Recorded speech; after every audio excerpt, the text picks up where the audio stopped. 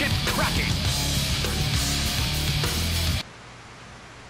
Hello everybody and welcome back to another Join Dota presentation. I'm the Capitalist and we are bringing the second game of the Dota 2 Champions League where we got Na'Vi facing up against VirtusPro in this best of 3, and man, game 1 was one hell of a marathon. We had a 70-minute game going back and forth, and even though it seemed like VirtusPro thought they were going to be able to take the late game, Na'Vi did a really good job of being able to try and fight them, even going so late. But let's go ahead and get into the draft where we were already underway, and I can welcome in my caster. I'm going to call him my co-caster, but really he's my play-by-play man, Mr. Aaron A.C. Chambers. How did you think about that first game, man? Well, I mean, you kind of said it. It was a marathon match. VirtusPro, we talked about it during the draft. They had a lineup that, for lack of a better word, was thin. You know, it's one of those lineups that can only really be executed one way. Na'Vi, their lineup much more well-rounded, and more impressively, whenever you consider what VirtusPro was able to do, pretty much everyone on Na'Vi was on a hero for which they're fairly well-known. I mean, arguably, you can say Puppy, not exactly a world-renowned Keeper of the Light player, but like you said during the game, it's not a hero that really gets you that kind of a reputation. Everyone else, though, having Dindy on Invoker, having Invost on his Lifestealer, having Kuroki on his Rubik, and I would argue he's the best Rubik player on the planet right now, and Funnick, an unbelievable Clockwork player. Just able to say, okay, Na'Vi, pick what you're comfortable with. We know what we want to execute. We know what we want to do, and we know how to beat you. And they managed to do it. And whenever you looked at the way the game played out, they made up damn near 10,000 gold lead that Na'Vi had built through the mid-game portion of the game. So it's not as if they got ahead and executed their lineup and then just stayed ahead and the game went long. Not only did they win, they won in comeback fashion. They won an extremely long game, 70 minutes. And yes, their lineup kind of dictated they needed to do that, but they dodged fights so well. Their command of the map in terms of vision, their command of the map in terms of spacing, their command of the map in terms of just making Na'Vi come up empty-handed every time they tried to move was just superb. And they're going to look to repeat that same success here in game 2. Na'Vi, once again, though, going back to, well, what didn't work in game 1, but they hope will work better this time. They got Hvost as Lifestealer and Dindy Invoker once again. Yeah, they're already banning out like the immediate ban of Naga Siren. They take out Luna, they take out Naga Siren. They're like, you know what, let's take away some of the late game carries we don't want to deal with, and then even banning out the Ancient Apparition in that second banning phase because he was extremely strong in the late game with that ultimate. The Aghanim's ultimate coming into play was just pretty much devastated team fights for a lot of times for Na'Vi. So sticking with the same lineup, but this time trying to counteract what VirtusPro are going to go late with. And right now, VP, they do have a little bit of late game already. They have the OD pickup. However, he is going to have a very, very hard time versus the Invoker and the Lifestealer. Invoker, Tornado EMP, very powerful versus the OD. OD, however, does have that Essence Aura, which does give himself and his team a little bit more sustain. So when that EMP does go off and they lose some of their mana, they will hopefully be able to make that back up with the Aura. However, the Lifestealer is known to be a pretty strong hero up against OD just simply because of the fact that he doesn't deal with a whole lot of that extra damage coming out with Rage, and he's able to really utilize his mid-game aggression to try and put OD on the back foot, and they just go for team fights at 20-25 minutes in and continue pushing that advantage as much as possible and making sure that VirtusPro don't have the room to be able to farm up. Well, one thing that the VirtusPro has available to them as an option, and you really outlined so eloquently what Na'Vi can do with the composition they already have, the strength of a Crystal Maiden. Lifestealer obviously just needs one, maybe 1.5, 2 items to really be able to get into the mix and make things happen early on.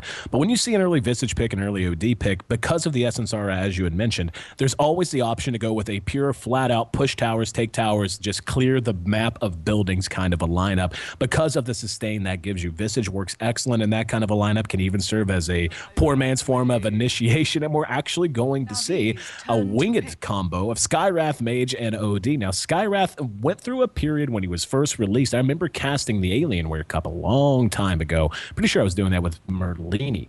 When Skywrath Mage was actually being picked fairly frequently. Has fallen off since then, but still has received some buffs here and there. And yeah, in terms of how he can build with his items and what he can do with his ultimate, just truly able to explode targets.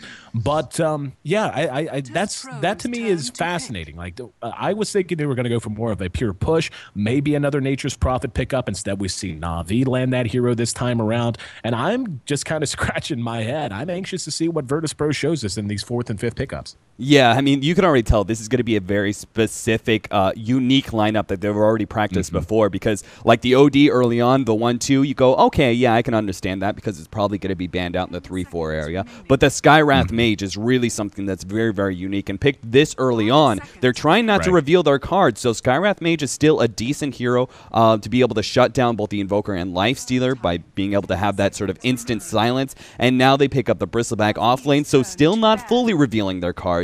And I have to say, again, I think Faceless Void is going to be a top-tier pick on VirtusPro's mind. That with the buffs that he's been receiving, plus the fact that it'll be a nice little combo with the Skywrath Mage being able to pretty much give him that full damage on his ultimate, I think a good controlling carry that also goes late game that can deal with Invoker and Lifestealer, but via initiation, is going to be the biggest thing. But we'll have to see what Na'Vi think they're going to pick up as we're waiting on their ban. Remember, guys, real quick, while we're waiting on these bans to be able to come up, I just want to remind you guys that when we get done with this draft and we start seeing the heroes move out into their lanes, we're going to take that little bit of a break to go ahead and give away the code for the Dota 2 Lounge giveaway. So go ahead and go to dota2lounge.com/giveaway, and we're going to give away a code on stream.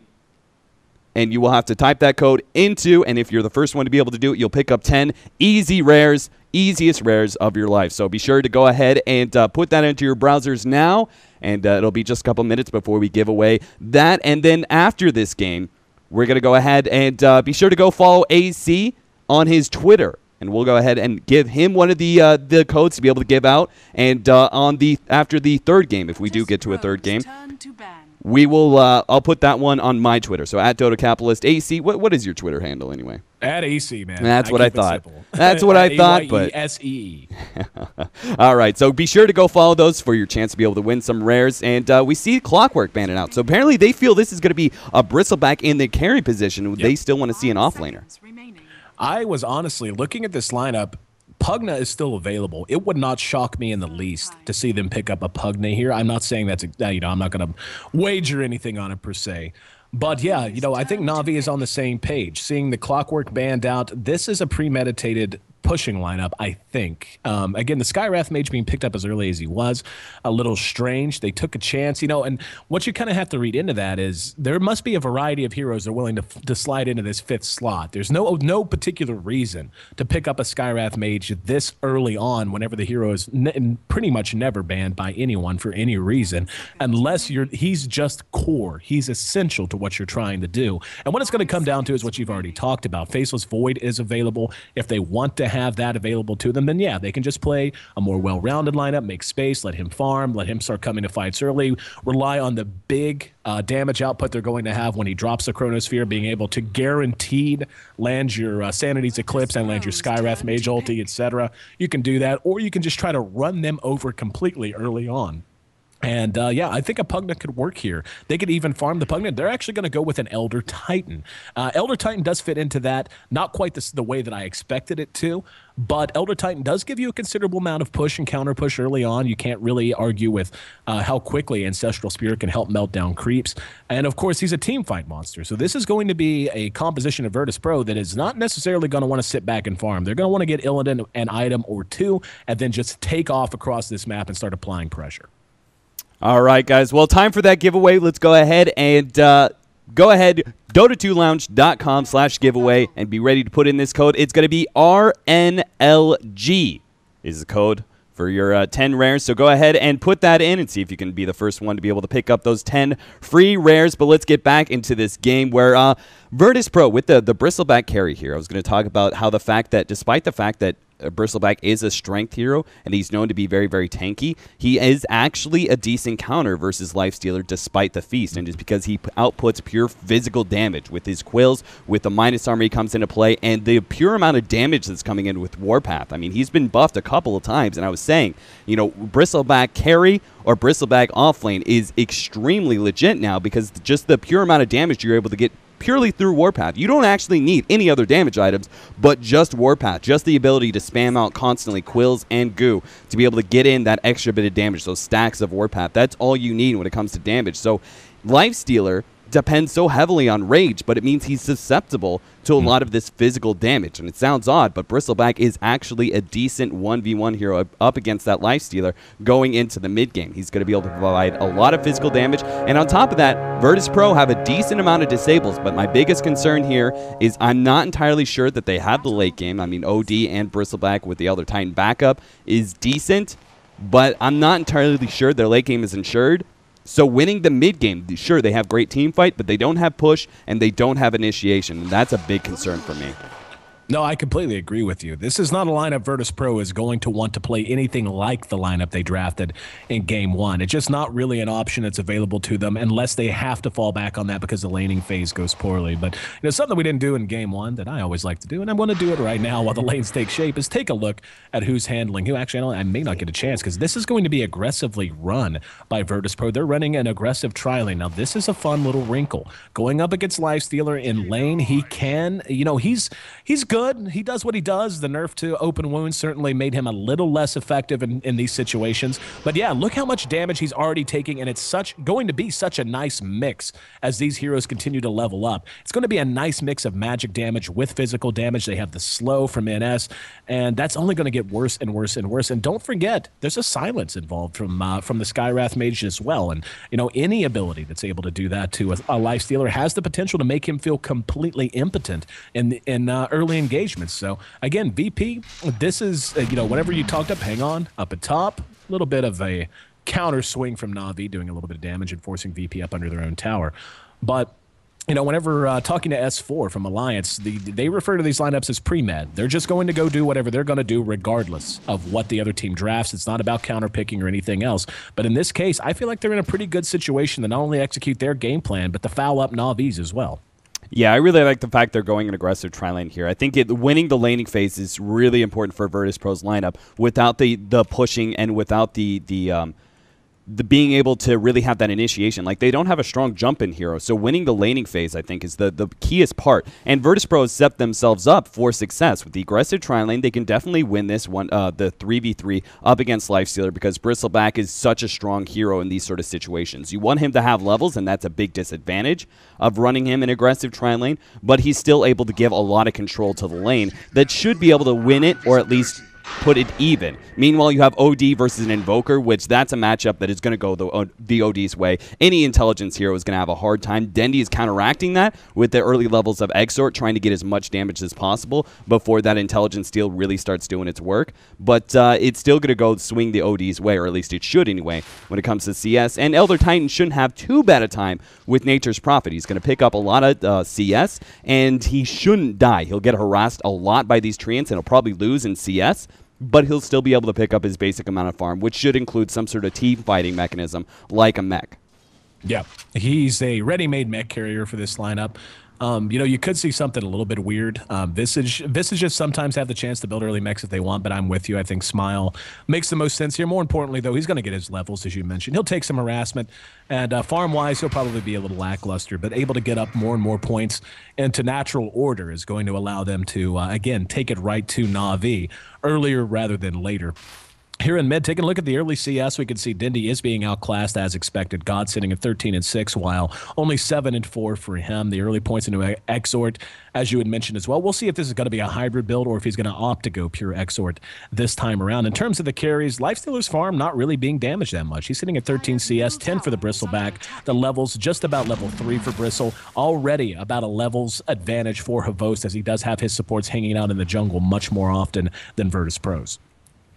Yeah, so far, VirtusPro aren't really controlling the lane as much as they would like, and they don't have a heavy disable. Like, Silent is nice versus Lifestealer, but they don't really have that leading initiation like a telekinesis, so something like that to be able to set up. And on top of that, Bristleback is more damage over time than anything. So he offers control, but not really all that amount of kill potential, or at least not until you pick up level 6, level 7, and those quill stats really start to hurt some of those supports. And even Lifestealer, again, he's not, like, he may be a strength hero, and you may think of him as tanky, mainly because of his rage, but when it comes to pure HP pool, he's not the greatest. So quill skills is actually going to be really deadly when you start getting to level 5. You start getting that extra big damage nuke coming in from Visage, and then you just follow up with the physical damage of Bristleback. It's a dangerous lane for Na'Vi, but Dendi actually picks up a haste rune, and he's heading bottom to try and shut down Smile. Picks up the haste rune and ready to take a run at him. And Smile says, nope, saw it coming. I am back in the woods. You will not find me unless you want to waste more and more time giving God more and more of an advantage. And, back to the lifestealer, just to build upon your point about his HP pool and so on, he actually tends to have some armor issues as well. He's not a hero who's usually going to build much armor. His base armor, nothing spectacular either. Hang on, Illidan, down below half health, but he has support there, uses the magic stick charges and a helpful salve from Jodam, going to get him back into shape. We're at 5 minutes in, and no kills on the board in either direction. 10 CS currently for Smile in bottom. That's up against the 23 of the Prophet, so he's certainly gaining a lead there. But yeah, with Havost, again, we've kind of outlined why Bristleback can be problematic for him. The supporting cast of Kuroki and Puppey, though, on the Crystal Maiden and the Lion, it's all going to come down to them being able to, in particular, Kuroki has to hit his impales. And, yep, we're going to see them try to go on NS. And no, they end up losing Havost instead. NS is still alive. Funnick has showed his face and will be able to get a return kill. And they're going to get the Crystal Maiden behind the fight. Jodam being hexed out and cleaned up as well. So Funnick gets a double kill out of things, but that's not a trade they're going to be super happy with, trading 2 supports for Havost plus 1 support. And yeah, I would say that actually favored VirtusPro pretty heavily. Oh, absolutely. I mean, the Furion was forced to teleport, so it was a 4v3 on top of that. They have the Furion ultimate coming into play, which is supposed to destroy aggressive tri-lanes, and yet it still comes out to an even trade with Illidan actually being ahead because he was the core in the lineup, so it means he's going to be pretty happy with those 2 kills he grabbed. Despite the fact they were able to pick up those 2 supports, Na'Vi, they do what they can to try and upset this aggressive tri-lane, but it's just not enough. Oh, wow, look at that. I love Nahaz. Nahaz, I keep forgetting to introduce Nahaz, the stats man. Man, I'm so sorry. Awesome, isn't he? But he is. He really is. But he follows up. The Lifestealer Strength Gain is only 2.4 per level, and that's what I'm talking about. That Strength Gain is really not the greatest on Lifestealer. He depends so heavily on his Rage of being able to give him that tank because normally you talk about nukes, not necessarily the physical damage coming in early on. But Bristleback does give you that physical damage early on, and it looks like we're going to have a bit of a switch up here. Furion's going to full-time jungle now, and we actually have Crystal Maiden going bottom, so they're just putting a dual lane up against the aggressive tri-lane, trying to win out, I guess, in experience and gold in the overall sense of things, but this is going to hurt Havost's farm a little bit, obviously. He can't get as aggressive when it goes to trying to pick up that CS. Yeah, I do like this call, though. Getting Puppey some much-needed levels. He was beginning to fall behind a little bit. He's already benefited quite a lot from having solo lane experience, up to level 4.5. And Crystal Maiden's just one of those heroes. I mean, she's going to give you what she's going to give you at level 1, just about as much she's going to give it to you at any phase. But hold on, Puppey trying to make a run at Smile along with Funnick, who came out of the jungle. Smile, though, hustling away and able to make it to safety. So missed opportunity there, and Puppey's actually quite low on health, only 200 HP. Smile thought about maybe making a run with the Spirit, and yep, is going to go ahead and try to get one. Puppey and Funnick both low. He did get caught with the Nova. And the block. Good Treant rocking and the Frostbite to follow it up. Well executed by Na'Vi, and that flat out is nothing but greed paying the price there for Smile. Oh, Chodam actually snags a haste rune right in front of Dendi. He was sitting on it, trying to give it to the OD because he was about to bring back that bottle, I believe, doing a little bit of bottle crowing. But Dendi sort of forces it once again, and Chodam has to take it. But still, that was very, very greedy from Smile. I mean, the fact that he tried to go for that is obviously it ended up biting him in the ass there at the end, but it was just a very greedy decision to begin with. Even if he did somehow manage to get the Furion, the end result would have been the same, which is him going down to Puppey, because the Treant still would have been alive. Everything would have happened all the same. Just now, actually, NS is going to get caught out at top. They actually end up leaving him alone for a second, and that's all it takes for Na'Vi to pretty much capitalize on it. Yep, a nice return kill going the way of Havost. He's now sitting at 1-1-1 and making up a little bit of ground for that early death. But here in mid, God continues to dominate. 45 CS to just 19 for Dendi. Dendi sitting on just brown boots, a bottle, a null talisman, and a bit of a grab bag after that. We can see Illidan beginning to do some damage to Havost. Illidan is sitting right now at just short of level 6. He's a little bit behind Havost, about half a level, give or take. The movement, though, has favored Na'Vi so far. Now, this is where the premeditated portion of what VirtusPro has done. That's assuming this actually is a pre-med and not on the fly, but, again, a bit of an odd draft, and you would imagine they certainly had something in mind moving in. This is where they need to begin to execute. They've been outmaneuvered so far, and Na'Vi does have a team that can snowball on them if they give up too much ground early. So getting a lot out of this OD soon, getting a lot out of the Elder Titan and Visage soon, going to be essential, and really want to see what they do with Illidan. Illidan is actually going to be the mech carrier, so building the mech on him, going to give him a little extra armor, but more importantly, just going to allow him to maraud around all by his lonesome or serve the same function in a team fight. Na'Vi, though, not wanting to let that happen for free, already smoking a couple into this middle lane. Yeah, mech is just so important, and you have 3 different cores on the VP that can all pick it up, but OD is definitely the last laugh. He has to go 4-staff, I feel, against this lineup. So the question was Elder Titan or Bristleback, and I thought Bristleback was really going to go for more like a hard carry build and try and go for like Vanguard and that sort of thing. But right now we see Na'Vi, they're smoked up behind the Tier 1 tower, and they're going to try and gank God. God down to about half health, uses Imprison. He's got help on the way. Sunstrike is going to be there, and the finger used to blow him up. Smile not in much better shape, will be frostbitten out, and we can see the punching power of Na'Vi showing itself. NS got sprouted in, but able to find his way to safety. Well executed just outside of tower range, and very well done by Puppy and Dindy in particular. Lining up the Sunstrike, having the freezing field already active when he was ready to emerge, and they knew help was going to be on the way. NS trying to hold this tower, but has to be careful. There we go, Cold Snap followed by Frostbite. And the rest of the damage soon to come. Here's a TPN, though, and the Impale going to catch Illidan as he lands. The Visage Familiars do stun Kuroki. Let's see if Illidan wants to chase him uphill. Very risky proposition, and yep, he's going to be sprouted in. Sunstrike, didn't see where that was shot, actually. However, will be able to clear the treants, but does eat an Impale because of it. God's there to try and help Illidan. With mech done, no mana for it, however. He's got help behind it, but a very well-placed ice wall slows it down. Here comes Avos. The mech's finally going to be used just off of that. There's the Sanity's Eclipse doing not nearly enough damage. Another Astral in prison. And Na'Vi slowly inching back behind their own tower. Puppy in trouble, will be blown up. Kuroki gets off a 3-man Impale, and as very low, has to get himself to safety. And they're going to continue to just force this fight. Na'Vi has Havos there, only has Phase Boots, though. Phase Boots plus a Bracer, so still feeling a little squishier than he would like. This is taking a big chance, though, knowing Nature's Prophet is elsewhere. He could show up at any time, does have Nature's Wrath on the ready, and will spend it. That's a lot of health eaten away there, and almost picking off NS with it, in fact. Visage Familiars still really serving as their primary form of stun at the moment.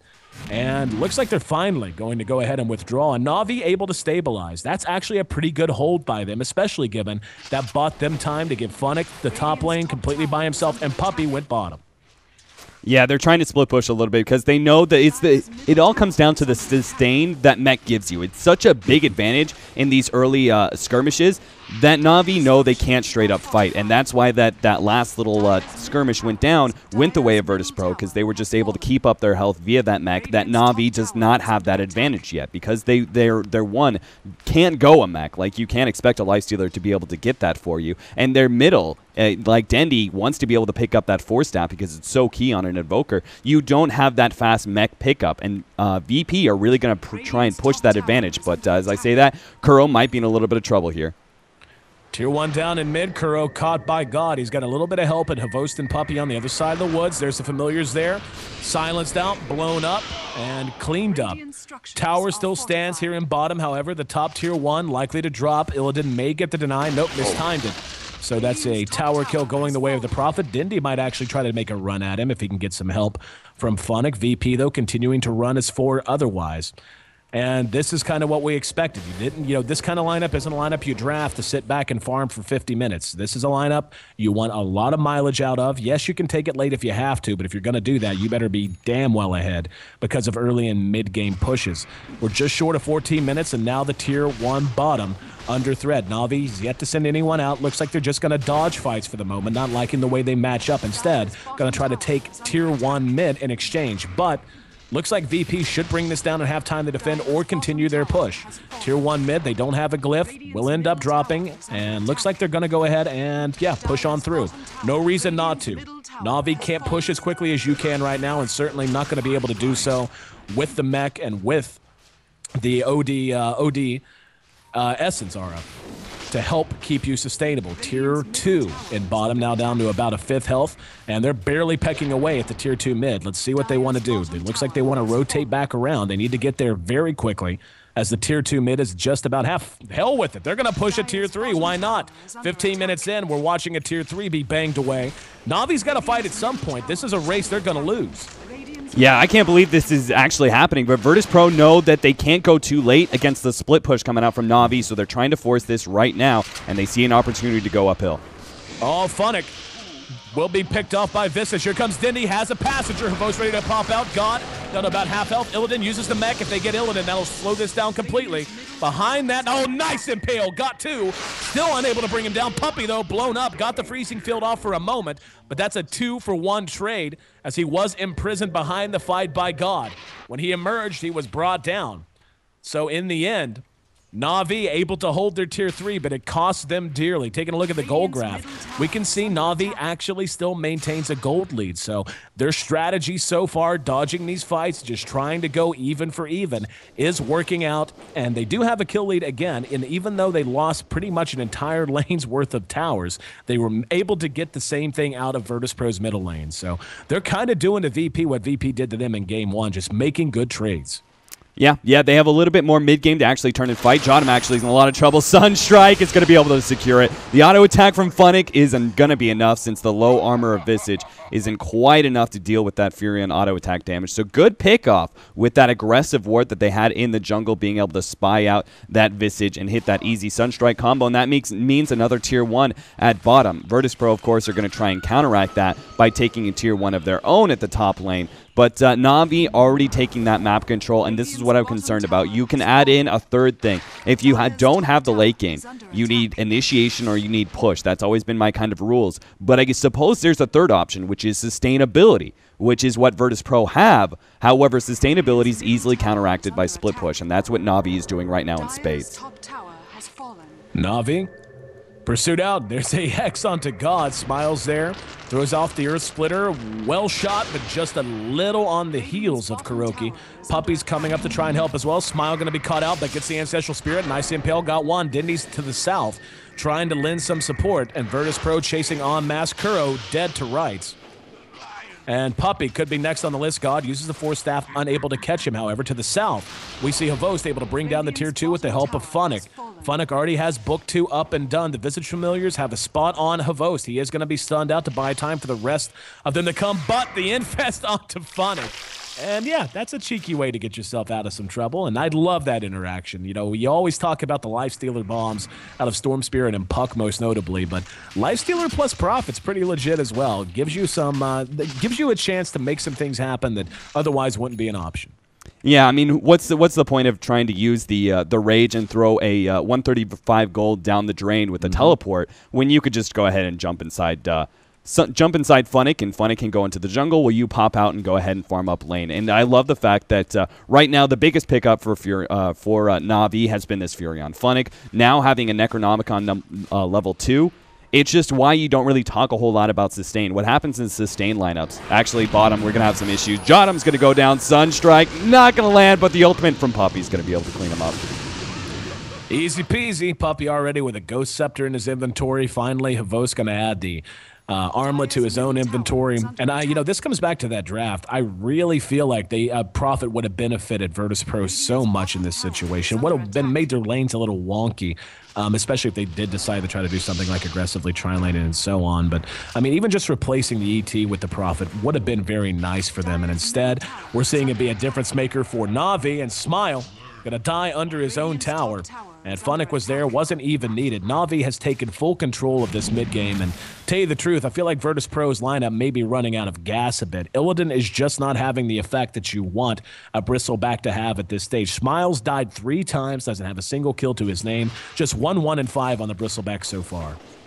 Yeah, this whole entire lineup is made for 5v5 fights, but as long as you, all Na'Vi have to do is split push and outmaneuver VirtusPro and try and get those small pickoffs, and you can see that Dendy and Puppy are pushing into the base 18, 19 minutes in, and VirtusPro are constantly having to move around the map to adjust, and NS is dead in middle. NS caught out, got off the ulti, but it doesn't matter. The Skywrath mage pick has given them, honestly, nothing. We haven't seen it be effective at all. We have yet to see even Ancient Seal be that big of a factor. Now Illidan's in trouble. He's going to drop. That is, like, we're honestly getting to a point now where unless VirtusPro stabilizes soon, they're going to see this game slide away. A kill on Havos here would certainly be nice, and they'll get it. And, yeah, just being able to hold a little bit longer will give them some more, a little bit more time to get things under control. Dindy's going to be a nice kill for them as well. Smiles right there. And, yeah, ready to blast him right in the mouth with that big hammer. So just as I was starting to say they had to stabilize, they're able to do so pretty impressively. That's a 4-for-1 trade. But, again, they've given up so much otherwise that they, even that is only going to stop the bleeding at best. They really need to start to inflict some wounds of their own. Yeah, I think that Na'Vi, it was kind of an uncharacteristic mistake of theirs that they actually tried to force a 5v5 fight there, even with the pickoff of Bristleback very, very early on, the Skywrath Mage. Prior to that, it's still just not enough. This lineup from VirtusPro was made for 5v5 lineups, even at a disadvantage. Puppy's going to go down at bottom. Nice combo. Very well done. Kuroki there with the impale to follow it up. But, yeah, poor Puppy lies in pieces as a bit of a smudge in this middle lane. That was really well done with the Visage Familiar stunning Puppy out as he was trying to escape NS's ultimate. Now this is, again, what they need to be doing. There's the mech coming into play. They have to control the pace and the flow of this game. They have to be the ones who are choosing the battlegrounds, and they have to be the ones who are taking fights on their own terms. Na'Vi to this point has done a great job of taking that away from them.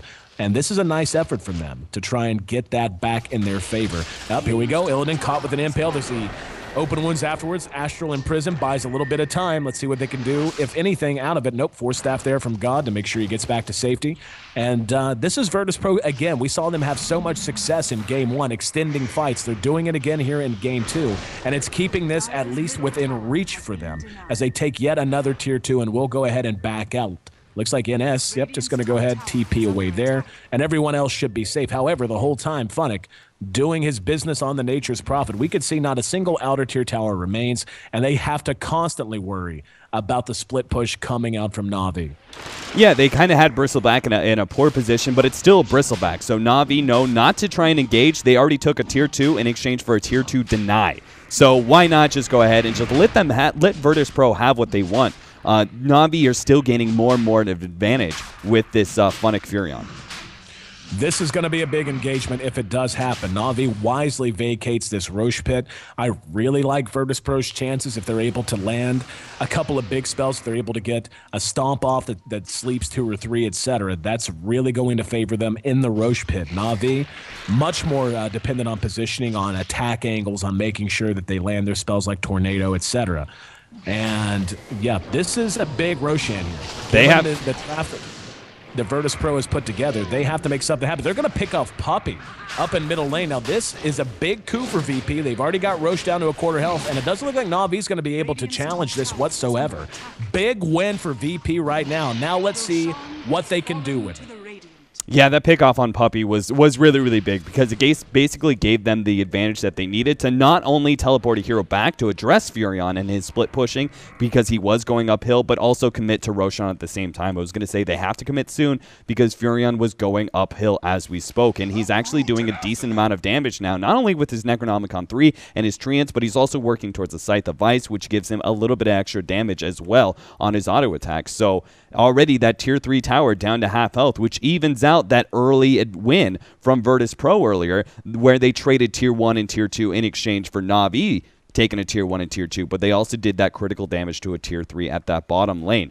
Now, VirtusPro, I think they've reached to a point where if they don't commit soon, they don't really have, they start losing kind of their early team fight advantage. I would say about 30 minutes in is when you really start losing that, and Na'Vi have a very good team fight lineup of their own.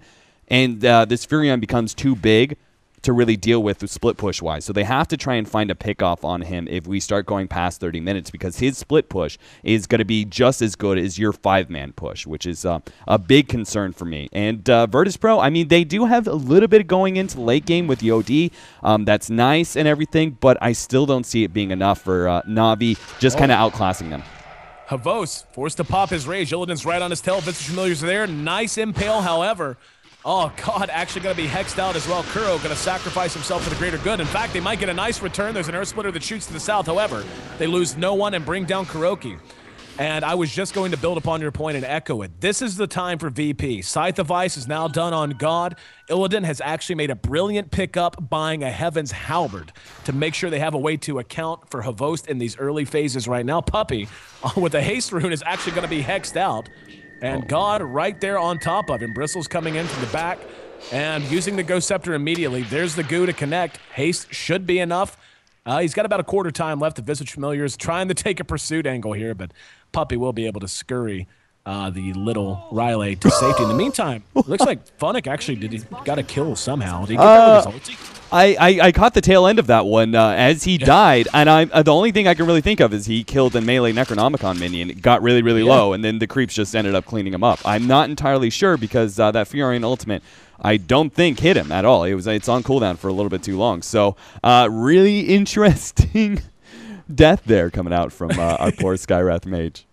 Yeah, NS happens to the best of us, my friend. Yeah. Happens to the best of us. But yeah, now VirtusPro now back on their side of the map. We can see they're spread out, not in an aggressive position at all. This worries me. I agree with you completely. About 30 minutes in, I mean, when you look at just everything that's in their favor, they've leveled this gold graph out. They've got it to within reasonable range, only trailing by about 3,000 gold now.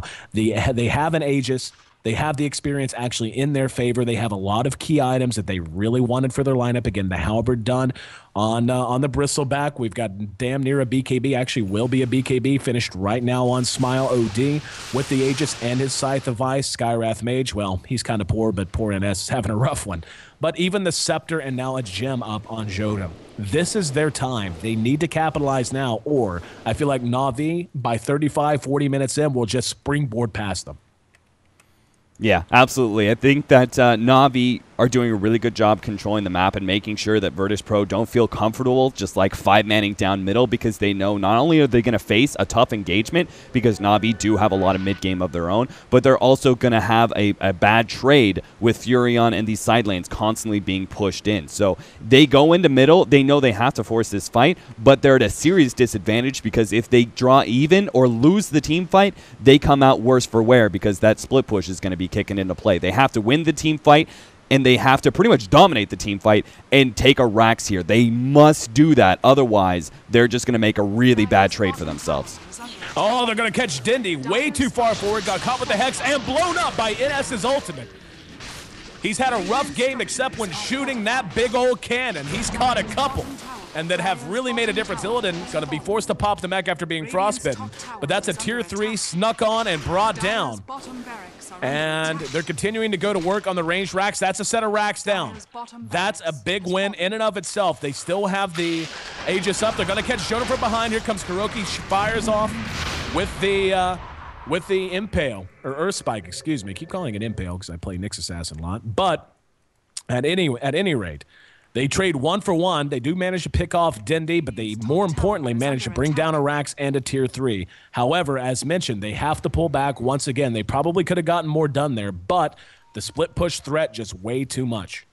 Yeah, they got the range Rax, which isn't the greatest thing in the world. The melee Rax is still up, but it still means that push is going to be constantly going in, which is very, very important since they did trade a tier 3 at bottom. So just being able to have that Rax advantage is going to be able to counteract the Furion split push a little bit. And I only say a little bit because that Necronomicon 3 is very, very good at being able to push, even at a disadvantage. So Funnick at any point in time could definitely see that split push to fruition and be able to take a range Rax of his own since it doesn't take that regen. So it makes it more susceptible to that kind of sieging split push than it does 5-man push lineup. So this is, oh, I love it. Nahaz bringing back the chat trivia. Only 2 players have 5 or more Pro Dota 2 wins as Skywrath Mage. Name them both. Dindy is one, I'm almost positive. He was the one that I saw play Skywrath the most whenever I saw him at the peak of his popularity. So Dindy's going to be my guess. Yeah, I got to agree with Dendy. I'm not actually sure who else it would be, actually. And as once again, man, he's got to be careful with that. And once again, he nukes down the melee Necronomicon minion. He's below half health. So, I mean, it is a good amount of gold, but it definitely makes its trade. in your HP pool. So he's got to be careful with that. Havos, with his kind of race car lineup here with the phase boots, drums, S and Y, he's trying to do a little bit of split pushing because he knows, look at VP's lineup. They don't have anything to actually be able to stop him from just rage TPing. So he can push very, very aggressively, but VirtusPro pushing in mid. VirtusPro gonna catch up Kuroki, got off the finger, but unable to bring down Illidan. However, Puppey with another near full channel on freezing field, able to make a good trade, and Jodam in trouble as well. Can't be doing that if you're VP, giving up way too much, and we're coming up on that 30-minute mark. The mark we both rather agree is going to be a very, very unfortunate demarcation point for VirtusPro's chances here in this game. And with that latest little turnaround, I mean, right now Na'Vi maintains, even though they are racks down, have lost a full tier 3, they still maintain heaps and heaps of map control. They have momentum. More importantly, they have the ability to take any one kill like that, even, you know, especially when you get 2, and turn it into this. Now a lot of pressure coming out on the tier 3s of VP. Yep, they're going to go ahead. Na'Vi trying to put some pressure on this bottom lane. They want to be able to even up this Rax advantage, and they know that there probably isn't a whole lot of buybacks up. It is up on Bristleback, and he's going to be the key hero moving forward and in the most danger. We can see Na'Vi just continuing to keep both lanes in trouble. And the... Oh, my goodness. 4 HP on this Rax, and yeah, that's pretty much a done deal at some point. Funnick will pop in and bring it down with one quick auto attack at some point, but for right now they managed to keep the creep equilibrium in their favor. Roche is going to be back up after a fairly lengthy respawn timer this time. Saw a couple of short ones in game 1. This time going to be just short of 3 minutes. Yeah, and that's really unfortunate for Na'Vi because they are controlling the map very, very well right now, and they do have that dire advantage. Plus, they have, with one thing to note, when you have split push like this, it really, really helps that you have a high amount of mobility, so you can actually capitalize on the fact that VirtusPro are going to be splitting up to try and address your split push and try and just take those pickoffs with the numbers advantage, and that's where the race car comes in when Lifestealer. That's where this Invoker, who has a decent amount of mobility of his own with a Force Staff, and of course Furion, who excels at being able to be all around the map. That Nakes bomb is very, very tough to deal with when you're constantly feeling the pressure of split push and you want to be able to adjust it, but you don't have the late game where you can just 5-man back, defend a split push, and then try and move forward from there. They have to try and take map control, but they just can't seem to hold it with this Furion constantly pushing in, and if they ever split up like we saw earlier, they get picked off with numbers advantage coming out from Na'Vi. Yep, was Dindy plus Ake for our chat trivia question. Would have never guessed Ake. That was a complete surprise, but yeah, definitely knew it had to be Dindy. He's one of the few players I saw for a stretch anyway. Actually played the hero fairly consistently. It was only for about a week or so, but was still a lot of fun. 16-17 at 32 minutes in now. Take a look at the goal graph. We can see this is in favor of Na'Vi. They did end up getting that bottom tier 3. Oh, poor NS. Oh, yep. There we go. Smile now in some trouble. And he's got some help coming. Illidan's there to try and bail him out. Finger used by Kuro. Visit Familiars are there, so they're going to end up trading 1 for 1. And Dindy comes in. He's going to be scythed down. Funnick's right there. Nice Sanity's Eclipse from God. Dindy forced out to safety. Puppey, though, trying to get off another full channel on the freezing field. Unable to do so. Havos engaging on the Jodam south of the fight. Illidan very low health. Behind that, God going toe-to-toe with Funnick. Funnick gets the kill there. Jodam going to end up dropping to Havos as he scurried for the tier 3. And Illidan gonna be dove. Funnick's right there, going to work. There's a Sunstrike, and they bring him down. That forces a buyback out of God, and wow, that's a ill-spent buyback if ever there was one. Forced to Astral himself, and this could just about be that. He does manage to get himself to safety for the moment, but Dindy able to extricate his buddy, laying down the ice wall just to keep himself safe. I just want to point out, by the way, the warding Na'Vi has done. Just look at how much aggression they have in their vision right now. Up on the top, all the way even over to the secret shop. That one's about ready to expire. But right there, that might be the turning point of this match. That was a fight where Na'Vi just made up too much ground. They're going to be able to fall back to Roshan really safely and really easily. Should be able to bring it down fairly quickly. And this is going to be almost an all-or-nothing situation for VirtusPro. If they give this up, they not only have to win the next fight, they need to win it handily and take an objective. Yeah, this is also an opportunity because we know that Na'Vi probably picking up the Aegis are going to try and force this team fight. And VirtusPro do have a very, very good team fight. Elder Titan is beginning to really kick into play now that he has that maxed out stomp. You could very easily see a good combo from that Elder Titan mixed in with the hammer being dropped by OD and that Sanity's Eclipse. Like, they have a good amount of control if Na'Vi put themselves in a bad position against this Elder Titan. But maybe they'll actually just keep on split pushing. I thought they were going to try and use that Aegis, have the confidence to be able to finally take a 5v5 engagement and try and go uphill. But for now, they're just keeping up the control, and Funnick's going to get picked off at top. Scythed out. Support's on the way. Gives a return. Scythe, he's got Puppey on the way to try and help Funnick. Force staff, they're trying to bring him down. BKB's going to be popped just in case. Dindy's there, but Smile actually hit him with the Earth Splitter, and look at that single target damage, forcing him to Ghost Walk to safety. The Visage Familiar still on Puppey, but doesn't look like they want to overextend, as Smile's taking a lot of damage from these Necro creeps, chasing him all the way back to base right now. And yeah, he even uses his wand charges, or his stick charges, I guess.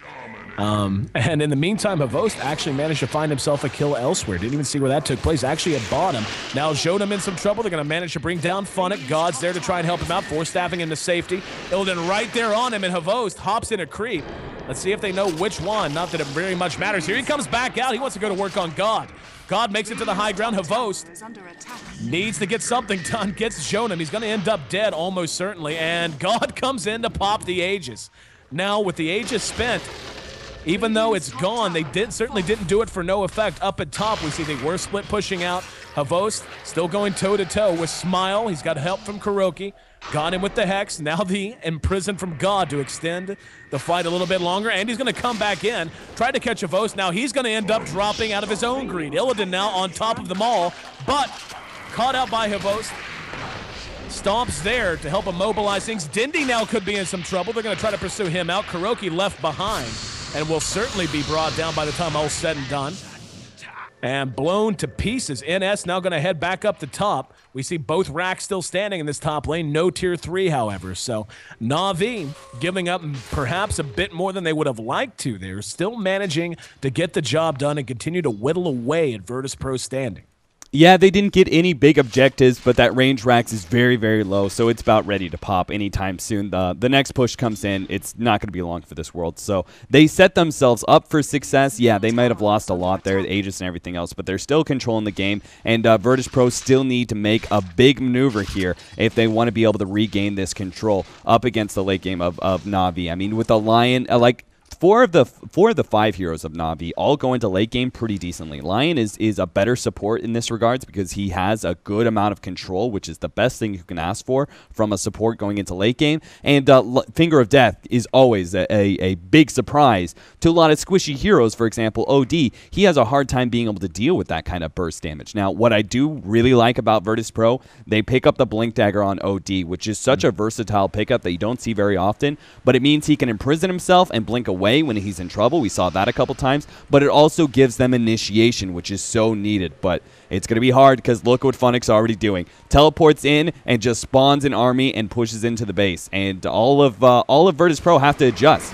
Like, even though the range Rax isn't in any real danger, they still have to adjust because if a Furion was there with his Desolator, he'd be able to kill that range Rax through the backdoor protection. Just the pure amount of burst damage he does very quickly with his summons and his hero should be able to clear that range rack. So they have to be able to address this. I'm just not sure. They have to wait until Na'Vi try and push in, and then they go for that pickoff with the OD leading with the Blink Dagger, Scythe of Ice, and then maybe they finally find the pickoff that they need to be able to 5-man in. The biggest thing is whether or not they can find Furion. Puppey caught out at top, and God able to notch himself another kill. And able to continue to hold things together. Now, taking a look at Havost and the build he's decided to go is that race car build, as you had mentioned. He has picked up a Hyperstone right now, so we'll see if he's just going to hang on to that and go ahead and finish his Basher into an Abyssal, or if he's going to go ahead and want to go with a full Assault Cuirass. But right now, I actually feel pretty good about VirtusPro holding this map together. They still have a lot of work ahead of them, and we can see they're trailing by just about as wide a margin as they were in Game 1. But they were able to turn it around. But again, they don't have the advantages they did in Game 1, as you've pointed out. I mean, they just don't have a lineup that goes as well into the late game as their game one lineup did. Being able to account for Havost is going to be paramount if they want to have any chance to survive here. They do have Illidan, but when you look at his build's a pretty interesting one. He did finish his BKB. He actually just got that up, should have 10 seconds, and it does. And he is armored up pretty well, sitting at 23 armor, also at 2100 HP with Magic Immunity on demand and the ability to take Havost's ability to attack out of the equation. But really at this point, as big a problem is going to be Phonic, as you mentioned, with that Deso up. He has the potential to go flat out glass cannon right click. And as of right now, not only is he able to push like hell, but he's able to just smash heroes like the OD and like the Skywrath Mage and like the Visage if he's able to get into a good position where he can safely peck away at them. So again, just like game one, it's all going to come down to initiation advantage, all going to come down to positioning. And as this game goes later and later, item choices are going to be a huge influence in terms of just being able to lock down the heroes that both teams have to account for. Puppey comes back to the scene of the crime, and yep, he's going to be a statistic once again. Now, Phonic comes in, though, and he's got help for some vengeance. Able to bring him down, Jodem in trouble. There's a BKB popped on the OD. And Jodem trying to put some space between him and Havost. Havost is going to eat a lot of damage here, and they bring him down. So that's a 3-for-2 exchange when all was said and done, and that's actually going to favor VirtusPro immensely. And that's so much patience out of NS, holding on to his ultimate, holding on to Mystic Flare until after the Magic Immunity had worn off and the Rage was no longer available for Havost. That was really masterfully done. Absolutely. VirtusPro, with the numbers advantage that they had there, were able to kind of bait that out a little bit and end up getting a huge pick off here. Now, if they want to, they can push in and try and force a buyback, but Lifestealer doesn't have one. And it is with this bottom lane constantly being pushed in by Dendi and Kuro. They can't seem to get the map control. Like, if they were going to be able to use that death timer to really take control of the map, they would have had to immediately start pushing in middle or something and grouping up. But that's not going to be the case. Instead, they're going to continue farming. And despite the fact that I keep saying, like, Na'Vi have better late game and all this sort of thing, it really just comes down to the fact that Furion gives you such a big advantage in the late game by pretty much being able to, even if you do make successful team fights, still be able to trade with you. And it basically makes it so you have to win team fights devastatingly in order to actually win against a Furion. If you draw or you lose the team fight, you're going to get crushed by that split push and that immediate response of how Furion can start pushing your base the moment you die. So that's the big advantage, but VirtusPro do have a decent amount of good team fight to be able to fight up against Na'Vi in the late game. It's just going to take, I think, better. Na'Vi have the advantage, and I think VirtusPro just have to play it better than Na'Vi does if they want a chance at being able to win this. Pickoffs are big here, left and right, but moving later and later, like Furion's going to be a big part of these team fights when it comes to pure physical damage. And I'm not entirely sure how well a Bristleback carry is going to go this late. Whenever we see Bristleback carries, it's always more in a faster lineup. And they end up losing the Couriers. Illidan drops that. But middle fight, we got going on. Here we go. We're going to have Phonic with a passenger caught with the stomp as well as Zero Splitter. And they're going to try to pursue this out and catch Illidan and Smile. Tornado just a little bit short. And Smile actually preemptively BKB'd. That's another charge gone. He's down to only 6 seconds available on it now. But up at top, we see OD and NS trying to do some work there. The Tier 2 does seem a rather appetizing target. And they just need to time it right, make sure they get back home. But yeah, I mean, whenever you look again at where Na'Vi stands, I mean, late game is not going to be a problem for them. Phonic, though, oh, they could catch God. They spot him out, and he's going to force Staff away, not liking his chances. And here comes Havost. They baited it out wonderfully. NS is there, but he's dead to rights if they're able to get his hands on him. Dendi already coming back in. That's going to be a 2-for-0 exchange. That hurts them so much. They managed, I mean, just wonderfully done out of Na'Vi to bait the reaction, to make sure they were moving into the dark. We even saw them circle behind the tree and hang out for a minute just so they could have total surprise on their side. 29-26, and Na'Vi in a position to really go to work now on these Tier 3s. Yep, the advantage of a Lifestealer. Na'Vi are masters of the Lifestealer and how they utilize that one, and that was just a beautiful thing where 2v2 heroes run into each other, both are nervous, but when you see Furion back up and force Staff away, you think you have the advantage, but that wasn't the case. It was just a bait. Buyback from NS. Havost going to work on the Tier 3. It's going to be glyphed at the last second. 46 HP on it. Will end up dropping for sure. Trying to buy time. 30 seconds until God's back up. He does not have buyback. Bit of a mistake there. This is a terrible time for him to not have buyback gold.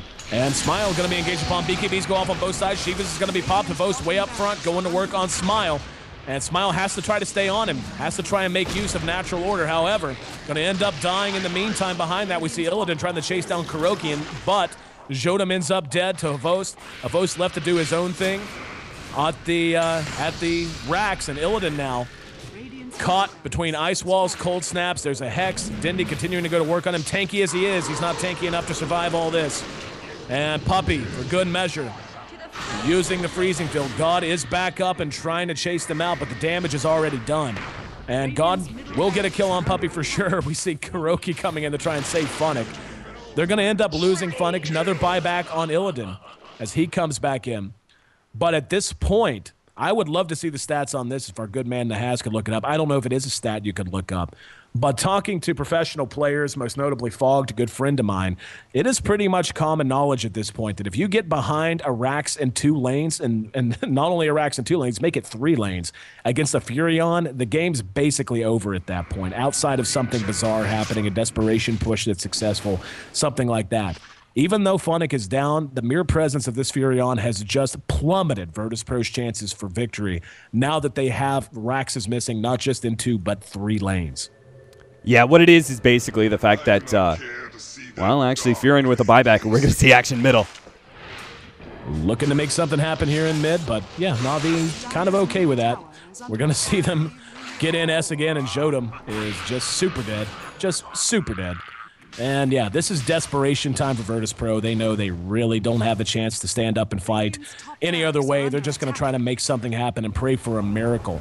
As they're going to try to basically out-push Na'Vi and go straight for the throne. Havos is already there to delay this, though.